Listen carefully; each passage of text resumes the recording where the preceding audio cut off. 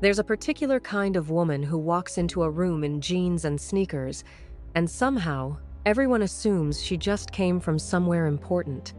Not because of what she's wearing, but because of how she's wearing it. Meanwhile, another woman puts on the exact same two pieces and looks like she's simply running out of options. Same jeans, same sneakers, completely different woman in the mirror. That gap, the one between trying too hard to look young and effortlessly elegant, isn't about age. It isn't about money. It's about 5 small decisions almost nobody explains clearly. And once you see them, you'll understand why some women over 50 make sneakers look like the most sophisticated choice in their closet, while others quietly avoid them altogether, convinced they're not for them anymore. By the end of this, you'll know exactly which one you're going to be. Before we get into the 5 secrets, I want you to sit with something for a moment. Elegance was never about avoiding comfort. That idea that you have to suffer a little to look polished, that's outdated thinking dressed up as a rule. The most elegant women in the world, the ones who seem to glide rather than walk, they figured out decades ago that ease and refinement are not opposites, they're partners. And sneakers, worn correctly, are proof of that. So let's talk about what correctly actually means.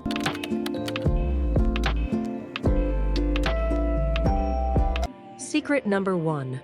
The silhouette does the talking before you do. Here's something most people never stop to think about.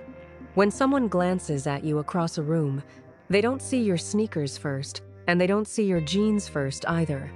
They see a shape, a silhouette, and that shape is decided almost entirely by how your jeans move around your leg. Think of it like a picture frame.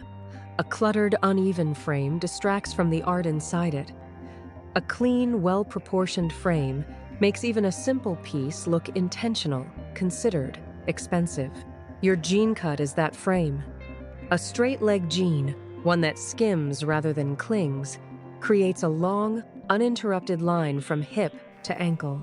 It doesn't fight your body, it simply follows it, quietly, the way a well-cut coat does. This is why it photographs beautifully, and why it never seems to go out of style. It isn't chasing a trend, it's honoring proportion. Now, a slightly cropped, wide-leg style does something different. It opens at the ankle just enough to reveal a sliver of skin, which visually lengthens the leg the same way a hem lifted an inch on a skirt makes you look taller without changing your height at all. It's a small trick, but the eye is easily persuaded. What quietly undoes both of these?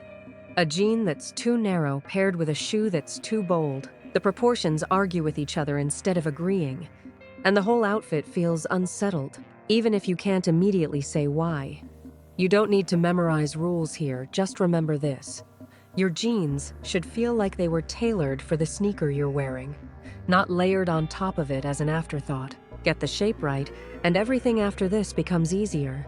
Because once your silhouette is settled, your sneaker itself gets to shine, which brings us to the choice most women get wrong without realizing it.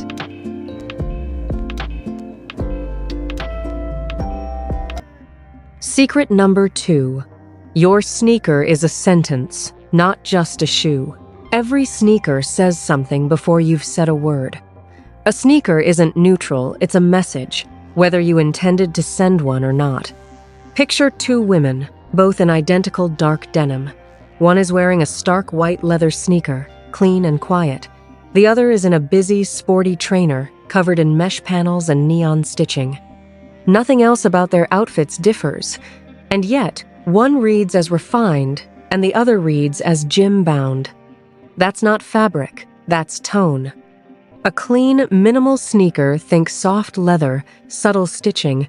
One understated accent behaves like a neutral piece of jewelry. It doesn't compete with your outfit, it completes it. This is why it pairs effortlessly with everything from a blazer to a silk blouse. It's the quiet luxury of footwear. If you want a little personality, a sneaker in a soft, muted color, a dove gray, a warm blush, a rich olive, adds interest without shouting. It says, "I thought about this," the same way a beautiful pair of earrings does, without ever overpowering the rest of you. And here's the detail almost nobody mentions. The sole matters as much as the shoe itself. An overly thick, chunky platform sole can visually shorten your leg line and throw off your balance, both literally and visually. A slim to moderate sole keeps you grounded, elegant, composed, unmistakably put together. Choosing your sneaker well is like choosing your tone of voice for the day. Choose it thoughtfully, and it never has to raise its voice to be noticed. Now, once your foundation, the jean, the sneaker, is settled, there's a single addition that takes the whole outfit from nice.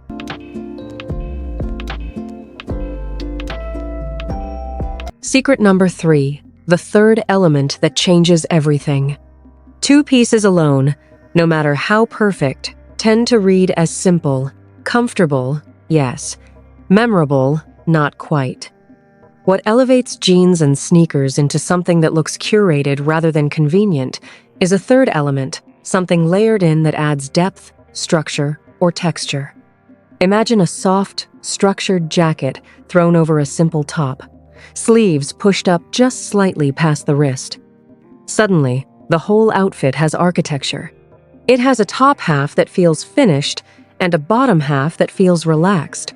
And that contrast structured above, easy below, is what reads as intentional rather than accidental.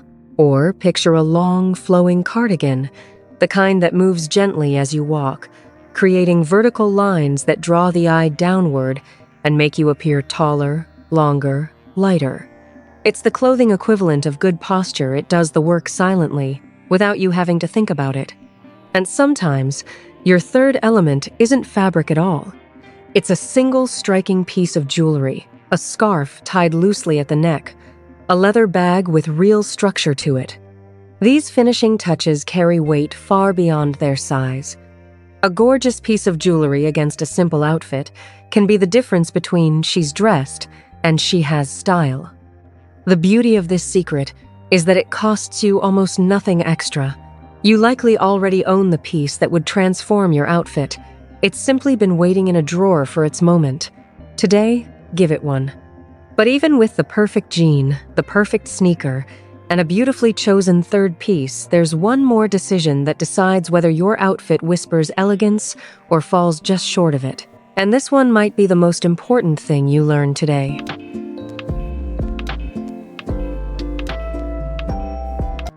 Secret number 4. The line your body draws and why proportion beats everything. Here is the truth almost no one tells you plainly. Elegance isn't really about what you wear. It's about where your outfit visually divides your body. Most women, without realizing it, split their outfit almost exactly in half a top that ends around the hip, jeans beginning right where the top ends. It's neat, it's tidy, and it's also the least flattering way to dress almost any body at almost any age. Because when you divide something evenly, the eye has nowhere interesting to travel. It simply stops. Now imagine instead an uneven division, a shorter, fitted top, or a simple front tuck, meeting a high-waisted jean that runs in one long, unbroken line all the way to the floor. Suddenly, your body isn't cut in half. It's stretched, elongated, extended. Your legs appear longer. Your posture seems taller. Nothing about your actual height has changed, only the story your outfit is telling about it. This is the secret behind why the same woman can look either simply fine or genuinely striking in the exact same jeans and sneakers, depending on nothing more than where her top ends. It's not magic, and it's not expensive. It's proportion, and once you notice it, you'll start seeing it in every elegant woman you admire, from old film stars to the effortlessly chic women you pass on the street. This single shift, where your outfit divides, matters more than almost anything else we've discussed. It is, quite honestly, the detail that separates put together from truly elevated.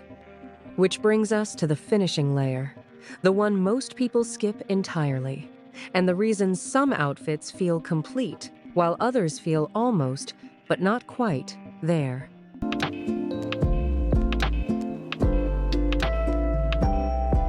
Secret number 5. The details too small to notice, too powerful to skip. Elegance rarely announces itself in something loud.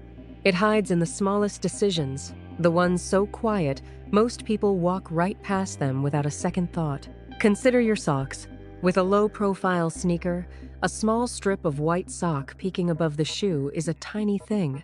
And yet it's often the single detail that makes an otherwise beautiful outfit look unfinished. Invisible no-show socks solve this instantly and completely. Consider your bag. A structured tote, a clean crossbody, something with real form to it. These speak the same relaxed but considered language as your sneakers. A formal, delicate evening bag beside a casual sneaker sends two conflicting messages at once, and the outfit never quite settles into one identity. Consider your sunglasses, resting even just on top of your head. It's a small prop, almost nothing at all, and yet it adds a note of ease and confidence that's difficult to manufacture any other way. And consider the sneakers themselves genuinely clean, free of scuffs, the white, actually white. This isn't vanity. It's respect for the outfit you've put together, the same way a chef wipes the edge of a plate before it leaves the kitchen. The dish was already good. That final wipe is what makes it feel intentional. None of these details are difficult. None of them cost much. But together, they're the difference between an outfit that looks nice and one that looks finished, the kind of finished that makes someone stop you to ask where you got your shoes.